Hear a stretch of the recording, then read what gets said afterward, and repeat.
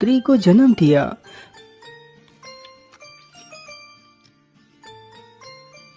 मंत्री जी, जाओ और पूरे राज्य में धन दौलत बांटो। आज मेरे लिए सबसे बड़ा खुशी का दिन है। धीरे धीरे काफी वर्ष गुजर गए।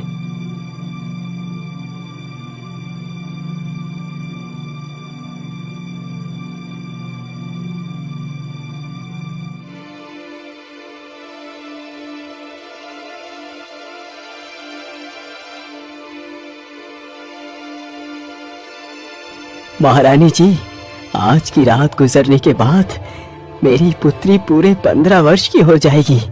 आज की रात जरा ध्यान से बिताना महारानी। हाँ महाराज, आज का ही दिन हमारे लिए शेष बचा है।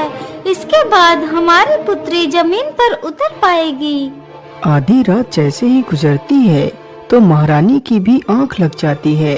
तभी राजकुमारी को कुछ बुरे बुरे सपने दिखाई देते हैं। वह बिस्तर पर पड़े पड़े भयभीत हो जाती है और पलंग से नीचे गिर पड़ती है।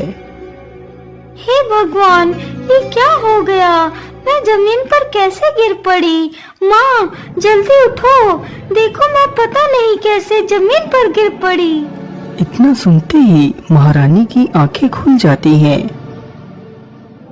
अरे अरे अरे पुत्री, ये तुमने क्या कर दिया? तुम बिस्तर से क्यों नीचे उतर गई? महारानी इतना कह ही रही थी कि तभी कमरे में कुछ प्रकाश जैसा प्रकट हुआ।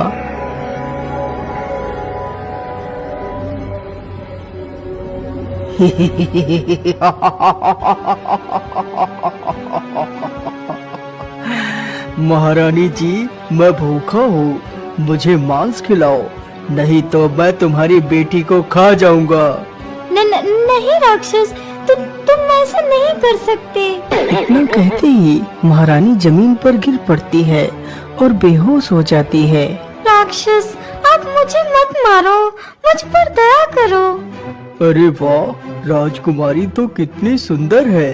काश कि यह राजकुमारी मेरी पत्नी बनती तो कितना अच्छा होता। ठीक है, मैं तुम्हें नहीं मारूंगा, लेकिन तुम्हें मेरे साथ विवाह करना होगा। चलो मेरे साथ। इतना बोलकर राक्षस राजकुमारी का हाथ पकड़कर वहाँ से गायब हो जाता है और उसे अपनी गुफा में ले जाता है। राजकुमारी, यही मेरा घर है। आज से तुम यहाँ की मालकिन बनोगी। मैं तुम्हारे साथ विवाह करूँगा। नहीं राक्षस, मैं एक इंसान हूँ और तुम तो एक दैत्य हो। भला मैं तुम्हारे साथ विवाह कैसे कर सकती हूँ? मुझे जाने दो। नहीं राजकुमारी, तुम्हें यदि जीवित रहना है तो तुम्हें मेरे साथ विवाह करना ही पड़ेगा। अच्छा, अब मैं अपने रिश्तेदारों को न्योता देने के लिए जा रहा हूँ। तुम यहीं पर रुकना। लेकिन हाँ, यदि मैं तुम्हें यहाँ छोड़कर चला गया तो तुम यहाँ से कहीं भी भागकर जा सकती हो। इसलिए मैं तुम्हें एक पंछी बनाकर पिंजरे में बंद कर देता हूँ। फिर राक्षस राजकुमारी को एक कबूतरी बनाकर पिंजरे में बंद कर देता है और वहाँ से चला जाता है। हे भगवान, अब मैं क्या करूँ? यहाँ से कैसे निकलूँ? मैं इस पिंजरे को खोलने की कोशिश करती हूँ। हो सकता है पिंजरा खुल जाए। कबूतरी पिंजरे को खोलने का प्रयास करती है। कुछ देर प्रयास करने के पश्चात पिंजरा खुल जाता है और वह वहाँ से उड़ जाती है। लेकिन राजकुमारी, क्या तुम अपने वास्तविक रूप को धारण कर नहीं रह सकती? शिकारी भाई, मैं अपने वास्तविक रूप में सिर्फ कुछ क्षण के लिए ही रह सकती हूँ। एक दिन में सिर्फ एक बार ही मैं अपना वास्तविक रूप ले सकती हूँ, वो भी रात के 12 बजे के बाद। क्या तुम श्राप से मुक्त नहीं हो सकती? इसका जवाब तो पहाड़ी वाले बाबा ही दे सकते हैं। तो फिर ठीक है राजकुमारी, चलो मेरे साथ पहाड़ी वाले बाबा के पास। मैं तुम्हारी रक्षा करूँगा। इतना बोलकर वह दोनों बाबा से मिलने के लिए निकल पड़ते हैं।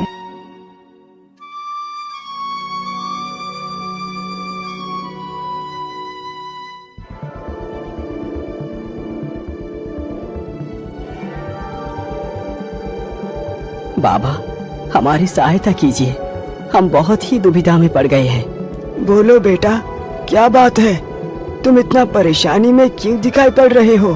कबूतरी सारी कहानी बाबा को सुनाती है।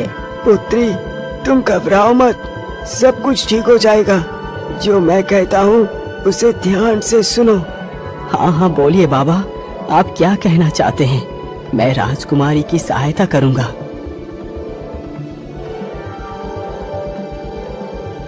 राजकुमारी, तुम्हें अपने वास्तविक रूप को प्राप्त करने के लिए उस नदी में स्नान करना होगा, तभी तुम अपने पिछले जन्म के श्राप से मुक्त हो पाओगी। आज अमावस्या है, तुम्हें उस नदी में रात 12 बजे स्नान करना है। सत्या, तुम भी राजकुमारी के रक्षण के लिए साथ ही जाओगे।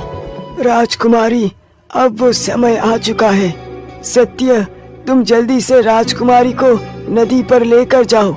बाबा की यह बात सुनकर शिकारी राजकुमारी के साथ नदी के लिए निकल पड़ता है। वह दोनों जल्दी ही नदी पर पहुंच जाते हैं। सत्या, तुम यहीं पर रुको, मैं अभी नदी से स्नान करके आती हूँ। ठीक है राजकुमारी, तुम जाओ, मैं यहीं पर तुम्हारी प्रतीक्षा करता हूँ। इतना सुनकर कबूतरी जैसे ही नदी में स्नान करने के लिए आगे बढ़ती है।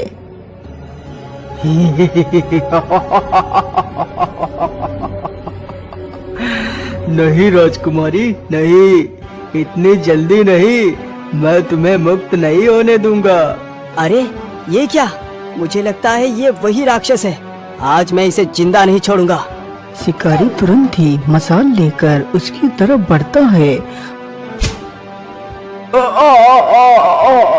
अरे बाप रे बाप, इतनी जोर से किसने मारा मुझे? किसकी मौत खींच कर यहाँ ले आई है? अरे दुष्ट राक्षस, मैंने ही तुझे मारा है। हिम्मत है तो मुझे मार के दिखा। अच्छा, ऐसी बात है तो पहले तू ही मरने के लिए तैयार हो जा। इतना कहकर राक्षस शिकारी को ही पकड़ लेता है। छोड़ दुष्ट राक्षस, आज मैं तुझे जिंदा नहीं छोड़ूंगा। तभी कबूतरी चुपके से नदी में डुबकी लगा जाती है।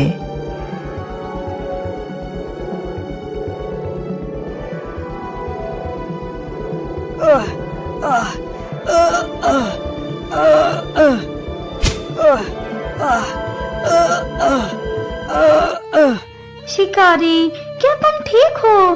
तुम्हें कुछ हुआ तो नहीं? नहीं नहीं राजकुमारी, मैं बिल्कुल ठीक हूँ। शिकारी भैया, आखिर तुमने ऐसा क्यों किया? तुमने मेरे लिए अपनी जान को खतरे में क्यों डाल दिया? राजकुमारी, मैंने ये सब कुछ इसलिए किया क्योंकि मैंने अपने संपूर्ण जीवन में सिर्फ पाप कर्म ही किए हैं।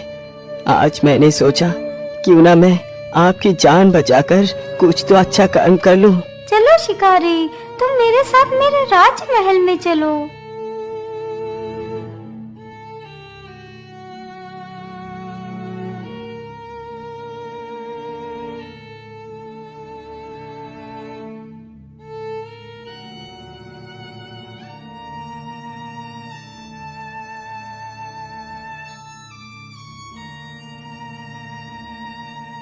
सत्या, आज तुमने मेरी पुत्री की जान बचाकर मुझ पर बहुत बड़ा उपकार किया है।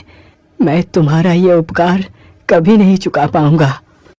मंत्री जी, सत्या को एक बैलगाड़ी भरकर सोना, चांदी, हीरे, जवाहरात दे दी जाए।